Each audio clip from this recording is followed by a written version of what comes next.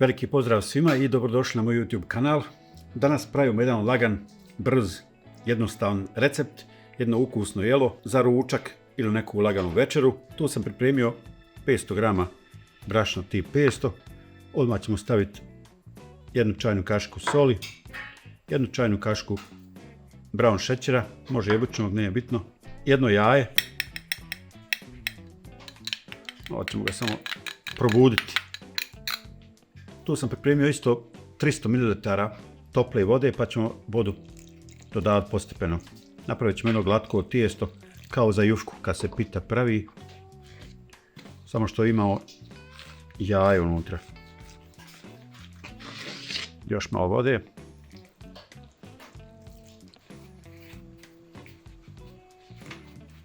Dobit ćemo negdje oko 800 g tijesta.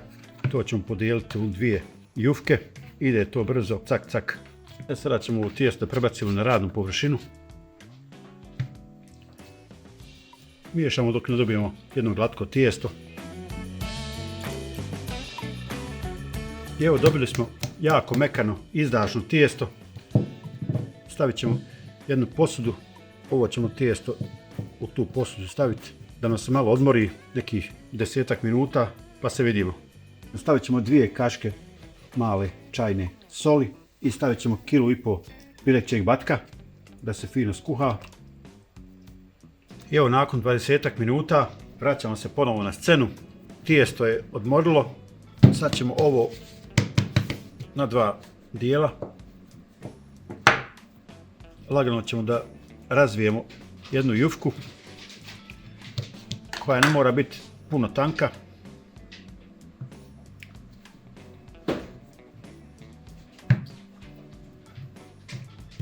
Znači pravimo jufčice sa pilećim mesom, sa pilećim batkom, ali nećemo uzimati ono kupovne mlince, nego ćemo ih praviti ručno, domaćinski. Ide isto tako skroz jednostavno. Ovo ćemo razvajati na nekih možda pola centimetra debljine i lagano ćemo ovo tijesto da kuhamo u onoj vodi gdje se kuhala i piletina. To će biti za prste polizati. Što se tiče debljine tijesta, znači malo deblje nego jufka za pitu. Malo deblje samo. Ovo ćemo sad da odložimo na stranu. Isto ponavljamo sa drugim komadom tijesta. Evo, piletina je skuhana. Stavit ćemo u drugu posudu. Sačekat ćemo da se malo ohladi. Odvojit ćemo kost od mesa i onda ćemo to da slažemo u jednu tepsiju. Evo kako je voda ostala. Fina, žuta, masna. U njoj ćemo kuhati u naše tijesto. Evo naše ove prve jufke. Ona je spremna. Kako je malo žučkasta zbog jajeta. Tako i treba da bude. Samo ćemo ga lagano isjeći. Ne mora biti ništa precizno.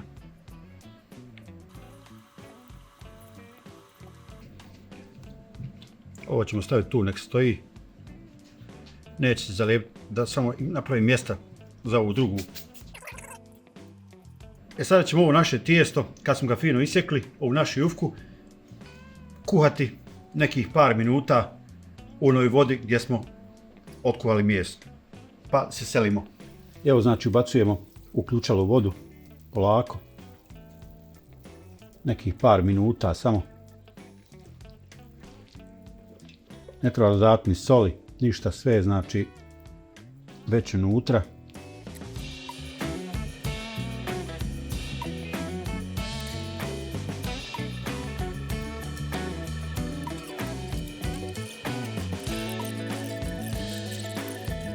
Evo kad smo ovo meso malo isitnili, ubacit ćemo samo malo vegete da dobije jedan touch poseban. I smiješati i sve je spremno znači. Ovo je super ispalo. Evo ga.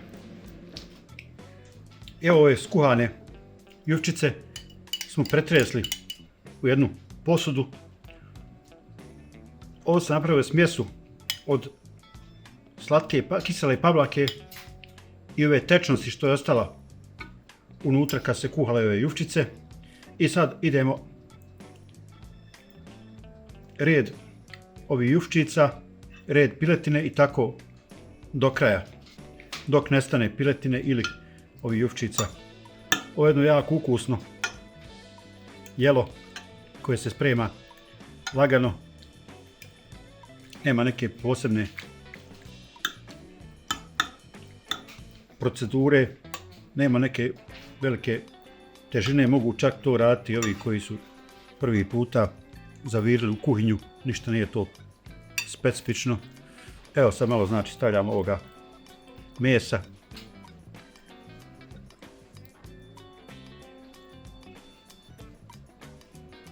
Opet ponovo malo bacim ovoga sosa. Znači ništa nećemo u rernu bacivati, ovo je sve znači gotovo. Što se tiče ovih jufčica, neki će pitati kako to, da li su kuhane ili nisu, da li su jestive. Jesu naravno, znači kuhamo ih samo isto kao što recimo kad radite špagete ili makarone, 7-8 minuta, 10 maksimalno. Ne smiju se prekuhati, ali su jestive i mekane, tako da nije potrebno dodatno peći u rerni. Ovo je stvarno jedna fantazija. Vidite kako ovo fino izgleda. E sad, ko neko voli malo ljuto, on će naravno staviti bibera ili čili. Isto tako paše super uz ovo. Znači, na ovom receptu možete još da dorađujete šta vam je po volji. Ali ovo osnovno je ovo što smo sad pokazali. Tako da, ko bude ovo pravio, neće sigurno pogriješiti. Ko ga bude probao,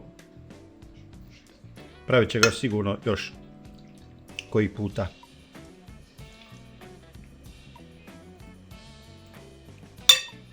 Stavit ćemo još jedan ovaj dio. Evo ovako.